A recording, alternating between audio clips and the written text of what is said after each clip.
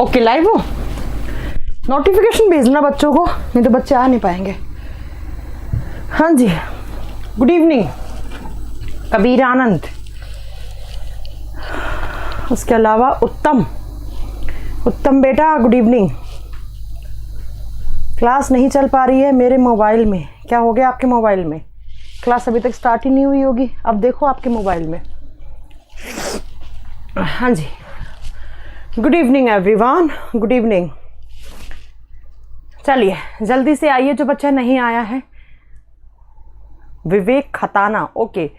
Salma Hembram, okay, good evening. Hi hi Salma, आपका तो नाम मैंने पहली बार देखा इस बैच में, है बेटा? आपका नाम तो मैंने पहली बार देखा। कीर्ति गौरव, गुड इवनिंग। चलो बेटा जल्दी से लाइव आओ जो बच्चे नहीं आए हैं लाइव अभी तक।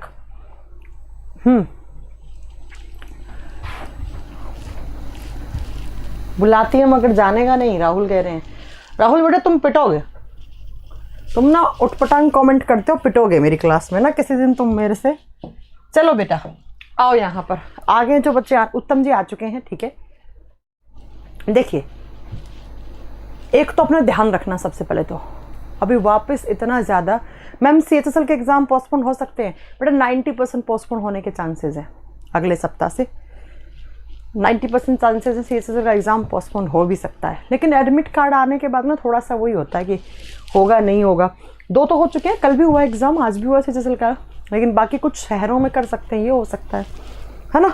चलो देखिए बेटा, एक तो अपना ध्यान रखें सब लोग, क्योंकि अभी बहुत ज़्यादा कोरोना चल रहा है। कल मैं जिस एरिया में रहती हूँ उस एरिया में मेरे घर के बगल वाले घरों में 16 लोग कोरोना पॉजिटिव निकले हैं, तो हमारे एरिया को पूरा सील कर दिया है। बड़ा टफ लाइफ लग रही है दिल्ली में, आपको पता नहीं है, बहुत ही बुरा सा हाल हो रखा है यहाँ पे। हमारे DP सर हैं, उनमें भी पूरे कोरोना वाले सिम्टम्स हैं, और इधर अपने अंकुर सर हैं, वो बीमार चल रहे हैं, उन्हें टाइफाइड हो गया, उनमें तो प्लेटलेट्स वगैरह भी बहुत कम आ रही हैं रिपोर्ट में। मेरे को भी 2-3 दिन से पूरा एकदम ऐसा लग रहा है, पूरा घबराहट सी हो रही है, चेस्ट में दर्द सा हो रहा है, हाथ पाँव कप आ रहे हैं, तो मेरा भी तबीयत सही सा नहीं लग रहा। मुझे भी सोच रही हूँ मुझे टेस्ट करवा लेना चाहिए, देखती हूँ। DP सर का आज टेस्ट करवाया हम लोगों ने, तो अगर DP सर पॉजिटिव आए तो हम सब पॉजिटिव हो जाना, क्योंकि हम लोग साथ में खाना वाना खाते हैं, उठते बैठते हैं, साथ में चाय वाय पीते हैं, तो देखते हैं क्या होता है ना। तो ऐसा हो रखा है पूरा हाल। आइए बेटा, हमारा चैप्टर चल रहा था कार्बन एंड इट्स कंपाउंड। आपने प्रीवियस 2 वीडियो देखी होंगी, carbon and its compound, carbon और उसके यौगिक, कार्बन और उसके यौगिक। हमने अभी तक क्या क्या पढ़ा कि कार्बन क्या होता है, कार्बन में कौन सा बॉन्ड प्रेजेंट होता है, कार्बन के एलोट्रोप्स कितने होते हैं, और फिर मैंने पढ़ाया होगा डायमंड, ग्रेफाइट, फुलरीन, ग्राफीन के बारे में पढ़ाया। उसके बाद मैम आप कहाँ रहते हैं? बेटा दिल्ली में ही रहती हूँ। अच्छा आप भी दिल्ली में रहते हैं, मैं रहती हूँ मॉडल टाउन वाले एरिया में, ठीक है। अच्छा प्रदीप तुम्हारे यहाँ नहीं, क्योंकि तुम्हारे यहाँ चुनाव है, सही कह रहे है ना। तो देखिए कार्बन एंड कंपाउंड में कार्बन क्या होता है, कार्बन की क्या क्या प्रॉपर्टीज़ हैं, उसके बाद कार्बन कौन सा बॉन्ड बनाता है, कार्बन के अपर रूप डायमंड, ग्रेफाइट, फुलरीन, ये पढ़ा। फिर कार्बन कौन कौन से कंपाउंड क्रिएट करता है, जिसमें आपने मीथेन पढ़ा होगा, एसिटिलीन पढ़ा होगा, है ना, इथाइलिन के बारे में पढ़ा होगा, ऐसे बहुत सारी चीज़ें आपने पढ़ी। अब थोड़ा बहुत कुछ हाइड्रोकार्बन्स में बचा हुआ है, तो कौन सा, तो आप लिखोगे बेटा हाइड्रोकार्बन में एक क्लोरोफॉर्म लिखोगे। नेक्स्ट क्लोरोफॉर्म के बारे में, ये कुछ एग्जाम में ना 1 लाइनर की फॉर्म में क्वेश्चन आते हैं, ये सारे आपको नोट करने हैं। क्लोरोफॉर्म जिसका फॉर्मूला क्या होता है, CHCl3, इसका फॉर्मूला होता है CHCl3, ठीक है। यस बेटा अभी क्लास स्टार्ट हुआ है। राहुल आज बायो की क्लास 11 बजे वाली ऑफ थी बेटा, कल होगी, है ना। चलो आइए, तो क्लोरोफॉर्म का फॉर्मूला होता है CHCl3। जब आप बात करते हो क्लोरोफॉर्म की, तो क्लोरोफॉर्म कहाँ काम में आती है? क्लोरोफॉर्म को काम में लिया जाता है एनेस्थेटिक के रूप में। एनेस्थेटिक का बेटा मतलब होता है बेहोश करने के लिए, बेहोशी के रूप में इसको काम में लिया जाता है जब कहीं पर भी किसी को बेहोश करना होता है ना, चाहे वो मिसयूज़ करने के लिए क्यों ना करते हैं, चोरी डकैती इन सब के लिए एक हैंकी पे क्लोरोफॉर्म डाल देते हैं और उसे सामने वाले को सुंघा देते हैं या अखबार में डाल देते हैं। ट्रेन वगैरह में अक्सर चोरी हो जाती है क्लोरोफॉर्म सुंघा कर। तो इंसान को जब बेहोश करना है तो वहाँ पर क्लोरोफॉर्म को काम में लिया जाता है। इसका यूज़ कम, इसका मिसयूज़ ज़्यादा होता है। किसी के घर में चोरी करनी है, डकैती करनी है, तब क्या होता है बेटा, तो वहाँ पर एज ए एनेस्थेटिक बेहोश करने के लिए क्लोरोफॉर्म को काम में लिया जाता है। ओके दिनेश, आ जाना बेटा, ऑफिस में आ जाना ना, मुखर्जी नगर। ठीक है, अब बात करते हैं हम क्लोरोफॉर्म की। कभी आपने क्लोरोफॉर्म का बोतल देखा है? अगर आपने इसका बोतल देखा होगा लैब में, तो लैब में इसका बोतल जो है उसे हम क्या करते हैं, कलर्ड बोतल में रखते हैं। एक तो कलर्ड रंगीन बोतल में, या फिर ब्राउन कलर की बोतल में रखा जाता है क्लोरोफॉर्म को। ब्राउन कलर की बोतल में, ब्राउन भूरे रंग की बोतल में रखा जाता है। और क्लोरोफॉर्म को हम कपड़े से बांध कर रखते हैं, कपड़े से बांधकर, और बोतल को हमेशा फुल भर के रखा जाता है, उसके अंदर थोड़ी सी भी खाली नहीं होनी चाहिए। तो एग्जाम में क्वेश्चन क्या आता है कि हम लैब में क्लोरोफॉर्म को भूरे रंग की बोतल या रंगीन बोतल में और कपड़े से बांधकर क्यों रखते हैं, ये एग्जाम में क्वेश्चन आता है कि हम क्लोरोफॉर्म को कलर बोतल में, या आपसे पूछा जाएगा कि कलर, रीना बेटा गुड इवनिंग, ठीक है, कलर बोतल में या कपड़े से बांधकर क्यों रखा जाता है। हरी बोतल में नहीं, हाँ कलर बोतल कोई भी होनी चाहिए, बेसिकली ब्राउन बोतल में रखते हैं और फुल भर के रखते हैं।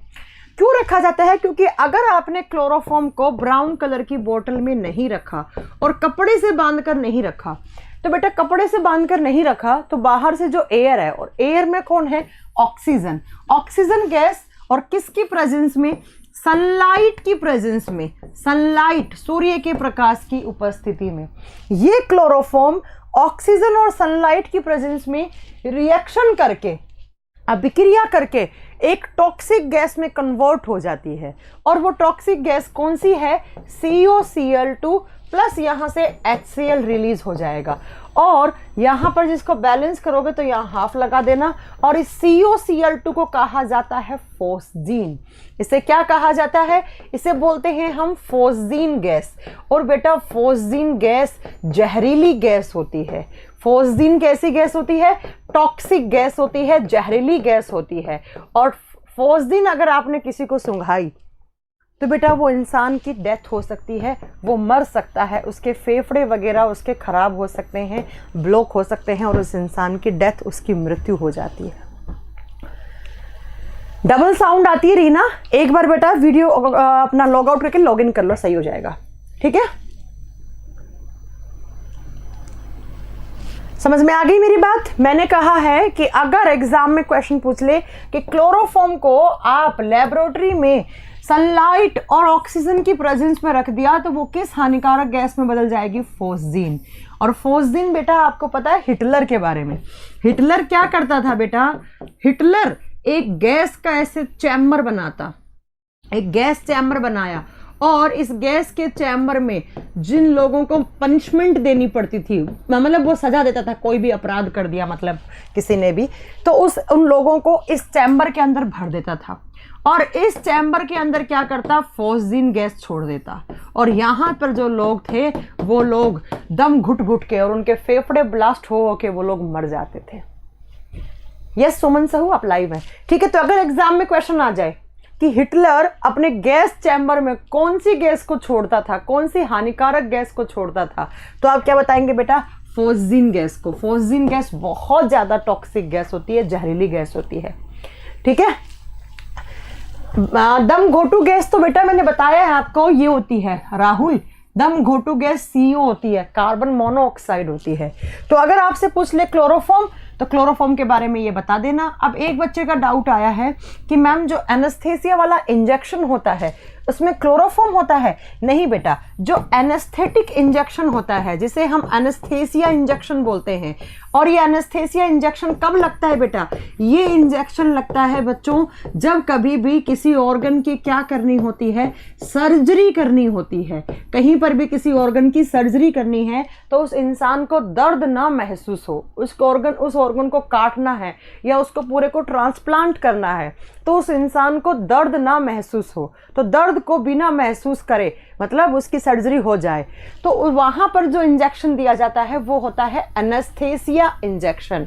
और एनेस्थेसिया इंजेक्शन में 2-3 चीज़ों का मिक्सचर होता है। अगर पूछ ले तो एक तो ईथर होता है, ईथर के साथ बेटा एक केमिकल होता है प्रोपोफोल, प्रोपोफोल, और उसके साथ बेटा नाइट्रस ऑक्साइड N2O, जिसे लाफिंग गैस भी बोलते हैं, नाइट्रस ऑक्साइड।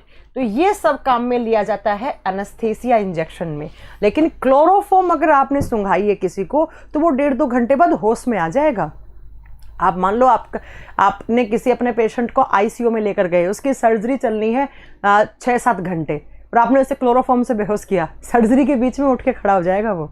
ठीक है, तो याद रखिएगा एनेस्थेसिया इंजेक्शन में ईथर, मेन ईथर होता है। ये एग्जाम में क्वेश्चन आता है कि बेहोशी वाले इंजेक्शन में क्या यूज में लिया जाता है, तब आप क्या बताएंगे बेटा, वहां पर क्या काम में लिया जाता है, ईथर काम में लिया जाता है। ईथर, ईथर के साथ प्रोपोफॉल हो गया या नाइट्रस ऑक्साइड हो गया, ये काम में लिया जाता है। लेकिन क्लोरोफॉर्म कुछ घंटे के लिए बेहोश करना है किसी को, तब आप क्लोरोफॉर्म को काम में ले सकते हैं, है ना। तो ये क्लोरोफॉर्म से 2 क्वेश्चन एग्जाम में पूछे जाते हैं। ठीक है, अब नेक्स्ट क्वेश्चन के चलते हैं। अगला क्वेश्चन क्या आता है बेटा, अगला मैंने आपको इथेनॉल और मिथेनॉल के बारे में बताया होगा।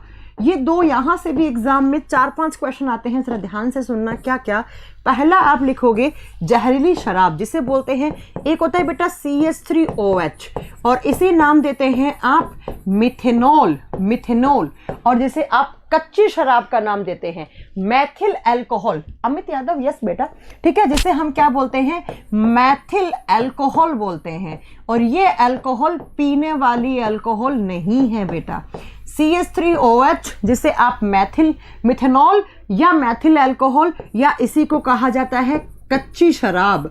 और इस शराब को पिया जाता है तो बेटा इंसान क्या होगा, या तो अंधा होगा या वो मर जाएगा, उसकी डेथ हो जाएगी कच्ची शराब पीने से। ठीक है, एक दूसरी होती है बेटा C2H5OH, और इसे कहा जाता है इथेनॉल, इथेनॉल या एथिल अल्कोहल, या क्या कहा जाता है बेटा इसे, एथिल अल्कोहल। और ये होती है पीने वाली शराब।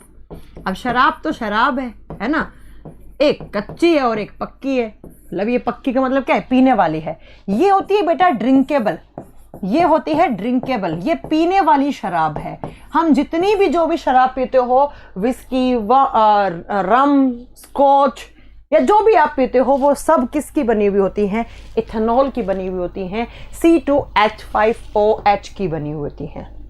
अब जब हम बात करते हैं ये ऊपर वाली, यहां से एक क्वेश्चन आता है, इस CH3OH को कहा जाता है वुड स्प्रिट। इसे क्या कहा जाता है, वुड स्प्रिट, और हिंदी में कहा जाता है कास्टीय स्प्रिट, कास्टीय स्प्रिट। बेटा लकड़ी, जब आप कभी किसी थोड़ी सी गीली लकड़ी को जलाते हैं तो आपने देखा होगा वहां से एक लिक्विड, बुलबुलों के फॉर्म में एक लिक्विड सी चीज निकलती है। तो सबसे पहले जो वुड है, लकड़ी है, उस लकड़ी के अंदर से जो निकल रही थी वो ऐसे लिक्विड सा, उसमें हमने क्या किया था, उसके फ्रैक्शनल डिस्टिलेशन से हमें ये मिथेनॉल मिली थी, इसलिए इसका नाम वुड स्प्रिट भी पड़ता है। तो अगर एग्जाम में क्वेश्चन आए कि किस शराब को, सोनम बेटा गुड इवनिंग, किस शराब को, अगर आपसे एग्जाम में क्वेश्चन आ जाए कि किस शराब को वुड स्प्रिट कहा जाता है, तब आप क्या बताओगे बेटा, मिथेनॉल को। और पीने वाली कौन सी है, तो इथेनॉल पीने वाली होती है। ऊपर वाली क्या है बेटा, ये टॉक्सिक है, ये जहरीली है, ये मत पिला देना किसी को, ये जहरीली है, ये लैब वगैरह में काम में ली जाती है स्प्रिट के तौर पर, है ना। अब बात करते हैं हम, फिजिक्स में लेंस चैप्टर नहीं हुआ है, किस बैच में नहीं हुआ प्रदीप। अब बात करते हैं नीचे वाली, ये वाली होती है बेटा पीने वाली शराब। ये कौन सी होती है, पीने वाली शराब। और पीने वाली शराब कैसे बनती है, तो जितने भी, जिस ऐसे फ्रूट्स, ऐसे फल जिनसे हमें क्या मिलता है, ग्लूकोज, जैसे अंगूर हो गए, जैसे गन्ना हो गया, है ना, इन सबसे ग्लूकोज मिलता है हमें। गन्ने में क्या होता है, फ्रक्टोज, तो फ्रक्टोज के अंदर, कुछ गन्ने के अंदर ग्लूकोज भी होता है, फ्रक्टोज और ग्लूकोज दोनों मिलते हैं तब सुक्रोज बनता है। तो ऐसे कोई भी फल वगैरह जिनसे हमें ग्लूकोज मिलता है, उस ग्लूकोज को क्या किया जाता है, उस ग्लूकोज वगैरह का फर्मेंटेशन किया जाता है।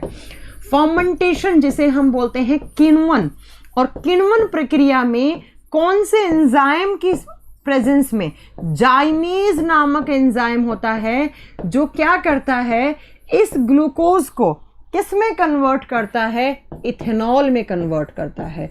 और इथेनॉल क्या होता है? पीने वाली शराब होता है। बेटा करवाएंगे प्रदीप, अभी साइंस स्पेशल 11 में थोड़ा बचा हुआ है सर का फिजिक्स, लेकिन सर की अभी तबीयत खराब चल रही है, सर को टाइफाइड हो रखा है, तो 2-3 दिन में सर आएंगे जब कंटिन्यू कर लेंगे प्रदीप। अभी तो लेंस क्या, उसमें सर कहते 2 चैप्टर बचे हुए हैं, ठीक है। अब बात करते हैं हम क्या बेटा, सैनिटाइजर में इथेनॉल आता है, सैनिटाइजर में इथेनॉल आता है, ठीक है। तो एग्जाम में क्वेश्चन कैसे आता है? एग्जाम में क्वेश्चन आता है कि जो एथिल अल्कोहल होती है वो कैसे बनती है, तो आप बताओगे कौन सी प्रोसेस के थ्रू? फर्मेंटेशन प्रक्रिया के थ्रू। और फर्मेंटेशन प्रोसेस कब होता है? जहां पर ऑक्सीजन की क्या हो? एब्सेंस हो, मतलब अनएरोबिक रेस्पिरेशन हो, ऑक्सीजन की एब्सेंस में होता है, याद रखना। सूरज कुमार कह रहे हैं साइंस स्पेशल 10 में प्लांट टिश्यू नहीं हुआ, ठीक है, मैं उसको करवा दूंगी, ठीक है सूरज, बार बार कमेंट मत करो। एग्जाम में क्वेश्चन आता है प्लांट टिश्यू में, ऐसा कुछ है ही नहीं, तुम खुद से पढ़ सकते हो, थ्योरी वाला चैप्टर है एकदम बिल्कुल हल्का सा, कोई भी किताब से पढ़ लो, है ना। देखिए एग्जाम में क्वेश्चन आता है कि ग्लूकोज को इथेनॉल में कन्वर्ट करने वाला एंजाइम कौन सा है? जाइमेज एंजाइम कन्वर्ट करता है ग्लूकोज को इथेनॉल में।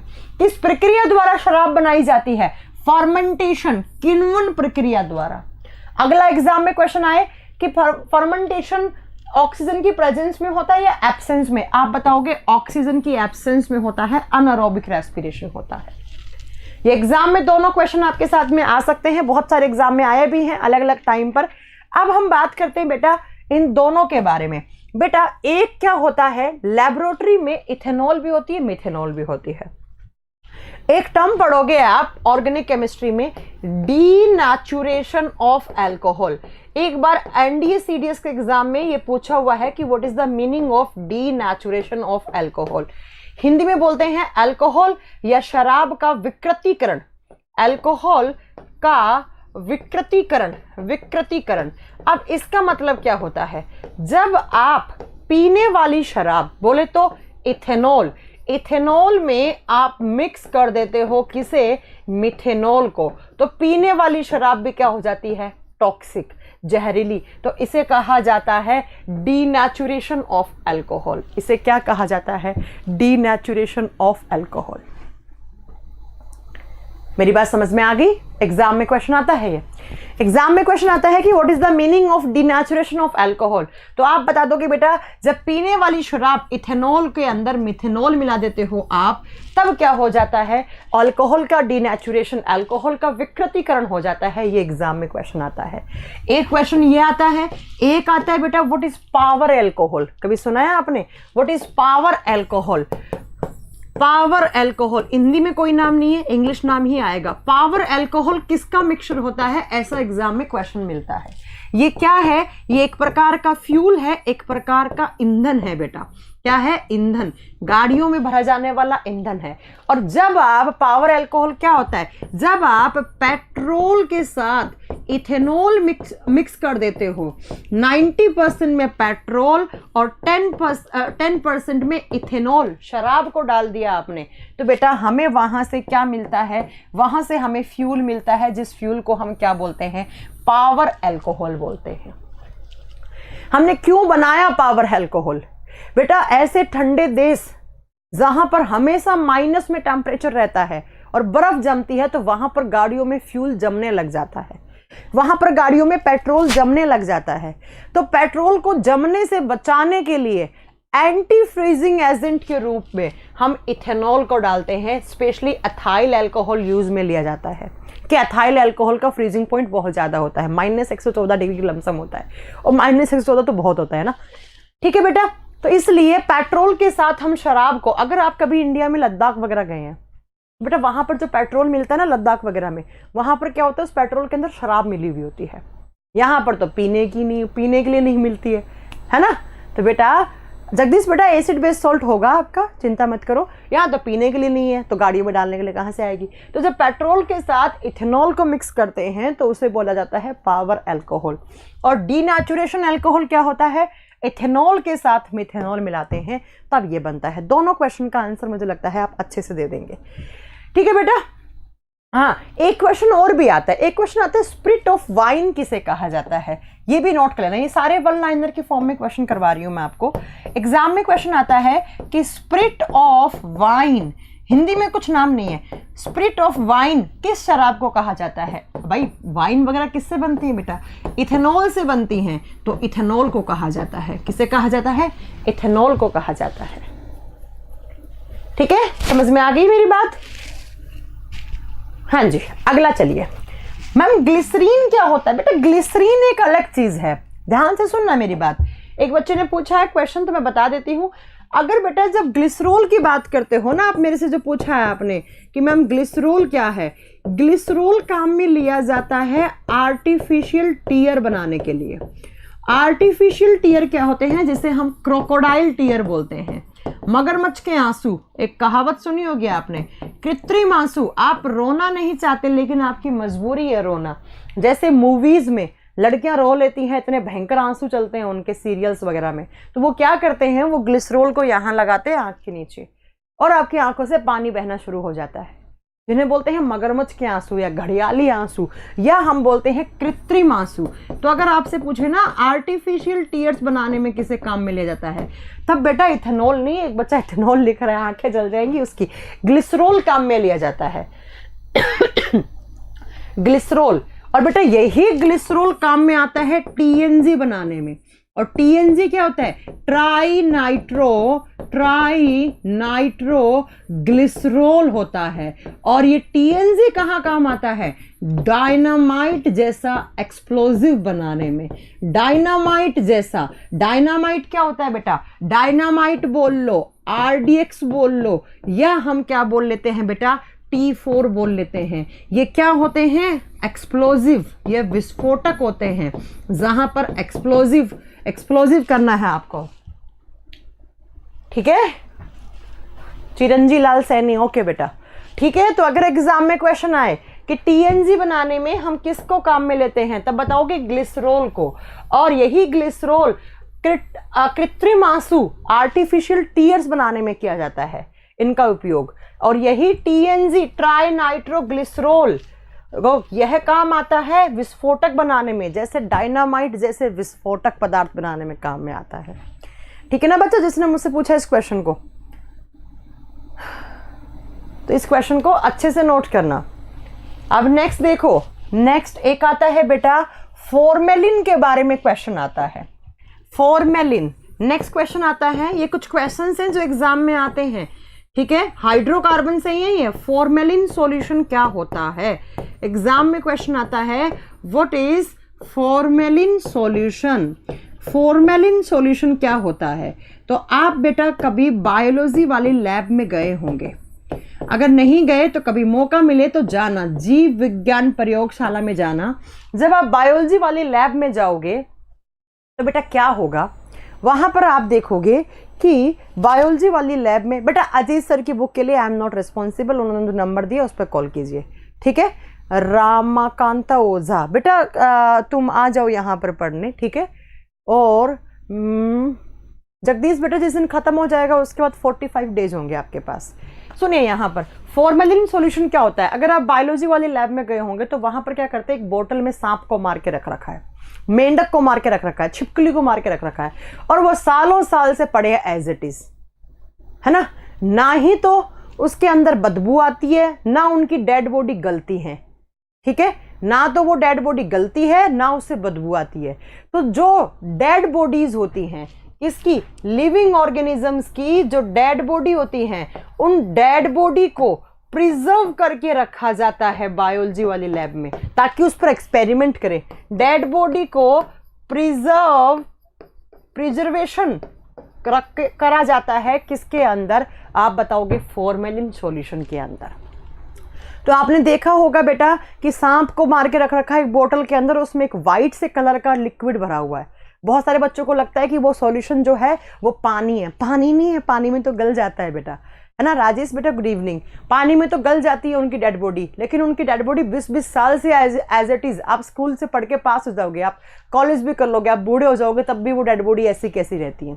तो वो किस सॉल्यूशन में रखते हैं, वो डेड बॉडीज को प्रिजर्व करके रखते हैं किस सॉल्यूशन में, फॉर्मेलिन सॉल्यूशन में।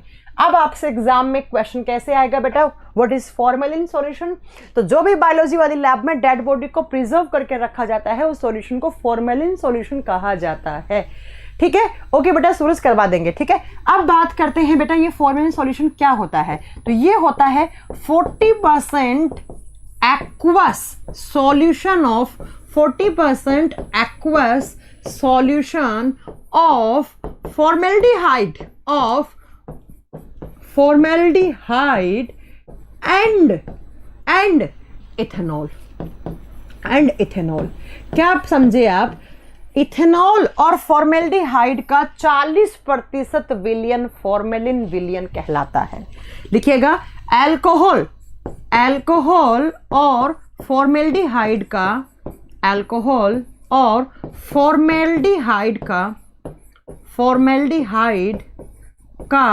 40% जलीय विलयन, 40% जलीय विलयन क्या कहलाता है बेटा, फॉर्मेलिन विलयन कहलाता है। हाँ राहुल आप सही कह रहे हैं, ठीक है, कॉल रिसीव नहीं होता है, ठीक है, मैं बात कर देती हूँ एक बार ना बेटा। हाँ, मनुष्य की डेड बॉडी को भी रख सकते हैं, लेकिन मनुष्य की डेड बॉडी को और अच्छे से रखने के लिए बेटा नाइट्रोजन गैस वगैरह में रखा जाता है, लिक्विड नाइट्रोजन वगैरह में रखा जाता है। ठीक है, तो अब हम बात करते हैं क्या कि अगर एग्जाम में क्वेश्चन आ जाए व्हाट इज फॉर्मेलिन सॉल्यूशन, तो बता दोगे क्या क्या चीज चाहिए आपको फॉर्मेलिन सॉल्यूशन बनाने के लिए। तो आप क्या बताओगे बेटा, क्या फॉर्मेल्डिहाइड, इथेनॉल और एक्वस का मतलब है पानी, इन तीनों चीज का जो मिक्सचर बनता है उसे ही हम क्या बोलते हैं, फॉर्मेलिन सॉल्यूशन। और फॉर्मेल्डिहाइड का फॉर्मूला क्या होता है बेटा, इसका फॉर्मूला होता है HCHO। देखो कार्बन हाइड्रोजन के साथ जुड़ा हुआ है तो हाइड्रोकार्बन बन गया, इसीलिए तो हम यहाँ पढ़ रहे हैं कार्बन वाले चैप्टर में। और इथेनॉल का फॉर्मूला क्या होता है बेटा, आप बताओगे C2H5OH प्लस वाटर। तो फॉर्मूले के फॉर्म में आए तो ऐसे आएगा बेटा, है ना। इन तीनों के मिक्सचर को बोलते हैं हम फॉर्मेलिन सॉल्यूशन, जहां पर डेड बॉडीज को प्रिजर्व करके रखा जाता है। ओके, समझ गए होंगे। अब नेक्स्ट चलते हैं हम किसके बारे में, C4। अब हम किसके, अच्छा क्या कौन सा बच गया तुम लोगों का, शायद बेंजीन बच गया ना, C6H6। अगला हाइड्रोकार्बन चलते हैं हम, और कौन सा है अगला हाइड्रोकार्बन, तो आप बताओगे प्यारे बच्चों, हम बात करेंगे बेंजीन के बारे में। बेंजीन के बस 4 या 5 क्वेश्चन बनते हैं, वो मैं करवा देती हूँ। बेंजीन, और जब बेंजीन की बात करते हो तो बेंजीन में क्या होते हैं, 6 कार्बन और 6 हाइड्रोजन, तो it is also a hydrocarbon.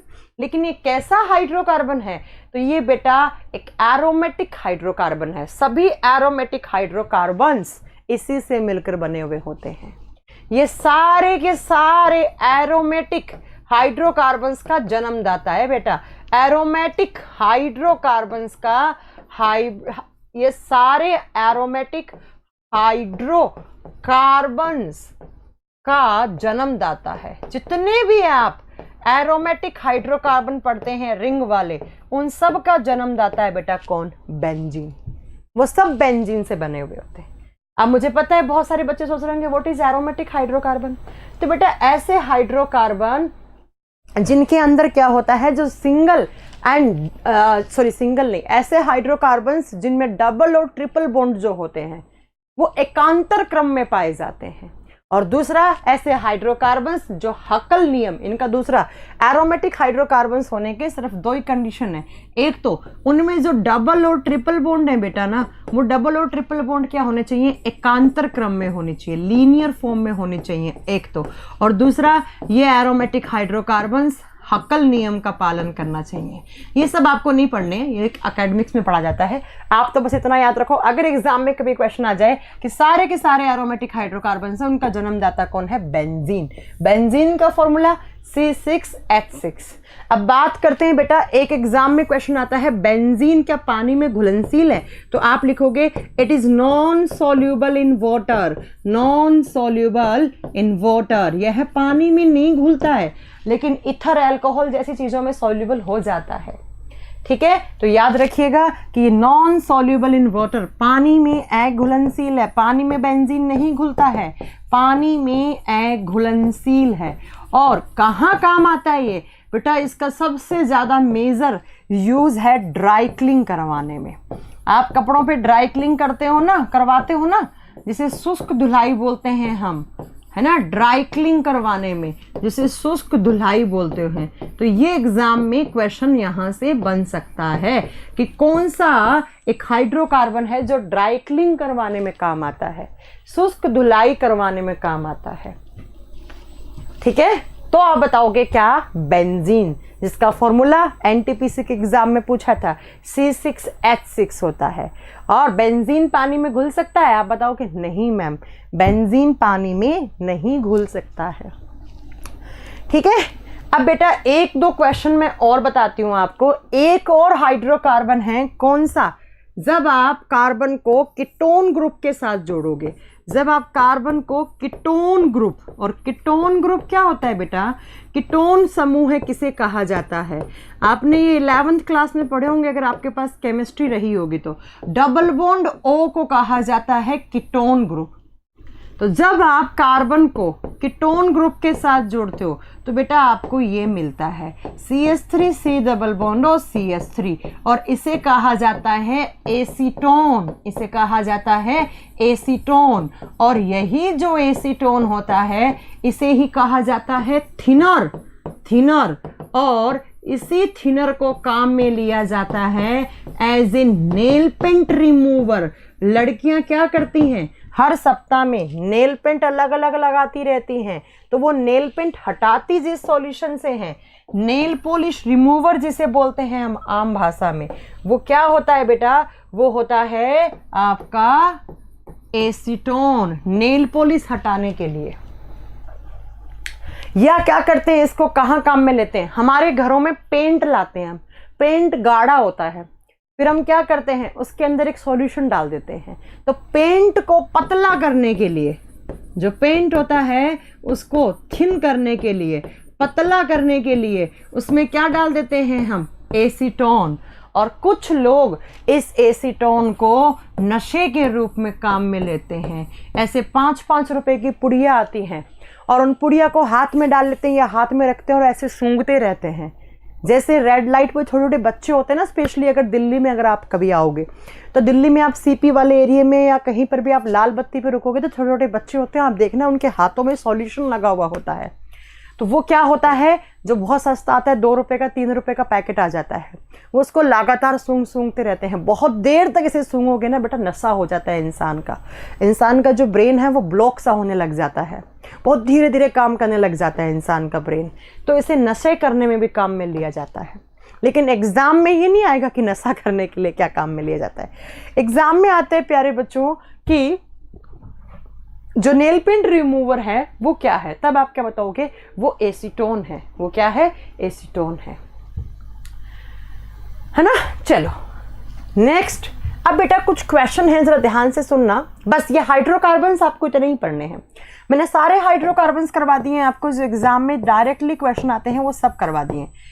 देखो 3 क्वेश्चन थे जो मेरे से लास्ट क्लास में एक बच्चे ने पूछा था, मैंने कहा था अगली क्लास में बताऊंगी, ठीक है। सोनी कुमारी मैम डबल क्यों नहीं बोलते केमिस्ट्री में, मतलब क्या बोल रहे हैं आप, डबल क्या नहीं बोलते बेटा।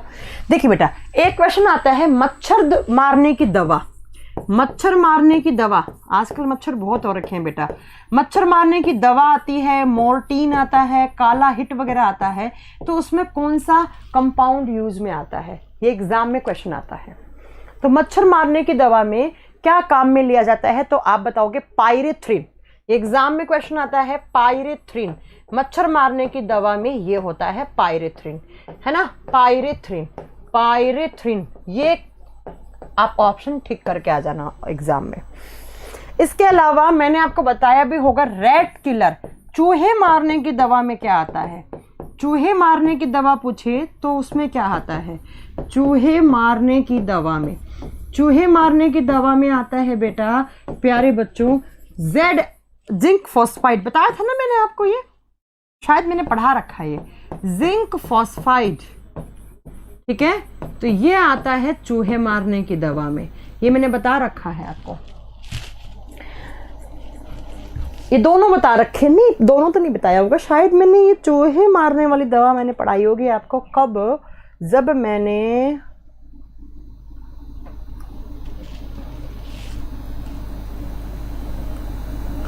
आपको पढ़ाया होगा मेटल ऑन मेटल शायद।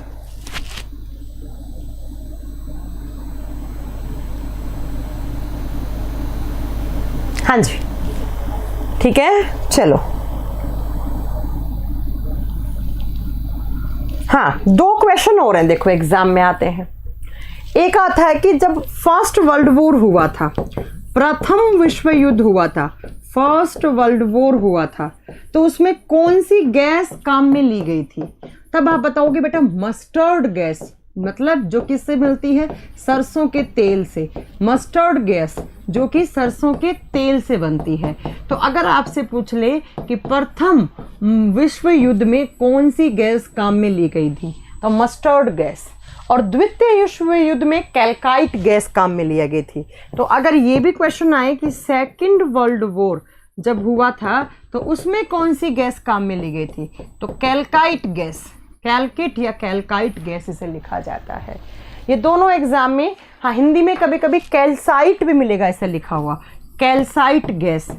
तो ये अगर एग्जाम में क्वेश्चन पूछ लेना कैल्साइट गैस या इसके बारे में, तो इसे ठीक कराना कि फर्स्ट वर्ल्ड वॉर में कौन सी गैस काम में आई थी। ये चारों क्वेश्चन बहुत इंपॉर्टेंट है बेटा, कि अगर चूहे मारने की दवा पूछे तो जिंक फॉस्फाइड, और अगर आप पूछे मच्छर मारने की दवा में क्या होता है तो पायरेथ्रिन होता है।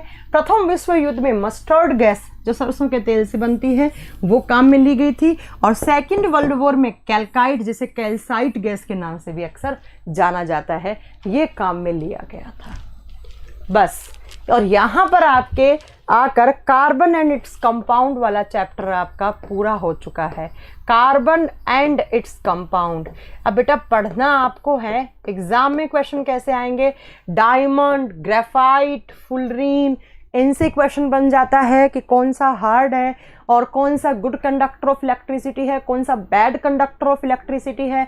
उसके बाद एसिटिलीन, इथिलीन, मीथेन, इथेन। इसके अलावा मैंने आपको पढ़ाया बेटा कीटोन ग्रुप वाला एसीटोन, फॉर्मेलिन, क्लोरोफॉर्म, ये सब एग्जाम में क्वेश्चन आता है बेटा, है ना।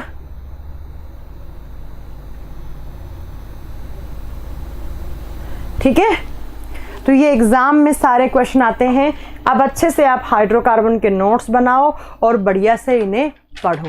ठीक है, इनमें बढ़िया से बेंजीन से क्वेश्चन आ सकता है, पावर अल्कोहल क्या होता है, फॉर्मेलिन क्या होता है, वुड स्प्रिट क्या होता है, डीनेचुरेशन ऑफ अल्कोहल क्या होता है, ये सब एग्जाम में क्वेश्चन आ जाते हैं। तो कार्बन एंड इट्स कंपाउंड सारा कंप्लीट हो चुका है। ठीक है, अब मैं नेक्स्ट क्लास में आपको बिल्कुल छोटे छोटे चैप्टर करवाऊंगी, जरा ध्यान से सुनना। उत्तम किस गुस्से में आती हूँ? नहीं बेटा ऐसा नहीं है। ठीक है, अब मैं नेक्स्ट क्लास में आपको करवाऊंगी फ्यूल के बारे में, ईंधन के बारे में पढ़ाऊंगी। अभी छोटे मोटे चैप्टर हैं कुछ, ये पढ़ाऊंगी। ठीक है ना, फ्यूल के बारे में पढ़ाऊंगी। नहीं बेटा आयुपेक नेम नहीं आते वनडे कॉम्पिटिटिव एग्जाम में, वो एकेडमिक्स में आते हैं। ग्रुप डी का एग्जाम बेटा सालमा अभी नहीं होगा, ये मान के चलो आप जून एंड जुलाई तक होगा, इतना जल्दी नहीं होगा ग्रुप डी का। अभी तो एनटीपीसी सीबीटी 1 का फेज कंप्लीट नहीं करवा पाए, तो ग्रुप डी कहाँ से हो जाएगा। ठीक है, अभी मैं थोड़ा सा फ्यूल के बारे में, सोप, डिटर्जेंट के बारे में, इनके बारे में पढ़ाऊंगी। तो अगली क्लास में मैं फ्यूल के बारे में पढ़ाऊंगी। बस आज कार्बन एंड कंपाउंड वाला चैप्टर के नोट्स बना के आप इसे खत्म कर लो। कल हम फ्यूल के बारे में, और हाँ कल क्लास होगी बेटा, बिल्कुल होगी, फ्यूल के बारे में, ईंधन के बारे में, और कुछ छोटे मोटे चैप्टर हैं अभी डेली लाइफ केमिस्ट्री। इन चैप्टर्स को बोलते हैं हम daily life chemistry. Daily life में हम केमिस्ट्री के कौन कौन से कंपाउंड यूज में लेते हैं वो मैं करवाने वाली हूँ। ठीक है, जैसे सोप, साबुन काम में लेते हैं, डिटर्जेंट काम में लेते हैं, इसके अलावा बेटा फ्यूल काम में लेते हैं आप, थोड़ी बहुत एंटीबायोटिक्स के बारे में पढ़ाऊंगी, थोड़ा बहुत फर्टिलाइजर्स के बारे में पढ़ाऊंगी। बस ये है, मैक्सिमम 2 या 3 क्लास में ये वाला चैप्टर खत्म हो जाएंगे छोटे छोटे। उसके बाद एसिड बेस सॉल्ट, वाटर वाला चैप्टर और थोड़ा सा केमिकल रिएक्शन वाला चैप्टर। तो मुझे नहीं लगता ज़्यादा आपका सिलेबस बचा है, आप प्रीवियस क्लास पढ़ते जाइए, ठीक है, हो जाएगा। मैक्सिमम 10 से 12 दिन में आपका ये वाला सिलेबस खत्म हो जाएगा इसका पूरा, ठीक है। 1 सप्ताह है अगर रेगुलर क्लास हुई तो, लेकिन बीच में मैं 1-2 क्लासेस एब्सेंट भी हो सकते हैं, तो उसके लिए आप टेंशन मत लो। जिस दिन लगेगी आप पीछे का पढ़ते जाओ, उसका नोट्स बनाते जाओ, बहुत क्लासेस होगी, बाकी और भी हो जाएंगी जो बची है वो। चलिए फिर कल मिलूंगी मैं आप लोगों से। Thank you so much. हाँ सोनी बेटा, एनालिटिकल केमिस्ट्री का हिस्से में ही थोड़ा बहुत पार्ट करवाऊंगी, चिंता नहीं करो, ठीक है सोनी, उसमें भी थोड़ा बहुत करवाऊंगी। तुम ये मत चिंता करो, तुम्हारा 1 डे कॉम्पिटिटिव एग्जाम में सारे आएंगे क्वेश्चन, कुछ नहीं छूटेगा। 1 डे कॉम्पिटिटिव एग्जाम में जितने भी आपकी केमिस्ट्री आती है उसके तो सारे मैं करवा दूंगी। अब तुम बोलो मुझे एकेडमिक्स वाला करवा दो, तो बेटा वो मैं कैसे करवा पाऊंगी। तुम बोलो मुझे बीएससी वाली केमिस्ट्री पढ़ा दो, तो वो कैसे हो पाएगी बेटा। हाँ, लेकिन 1 डे कॉम्पिटिटिव एग्जाम में सारे क्वेश्चन जो आते हैं मैं सब आपके यहाँ पर करवाती जा रही हूँ कवर। चलिए फिर कल मिलते हैं हम, है ना।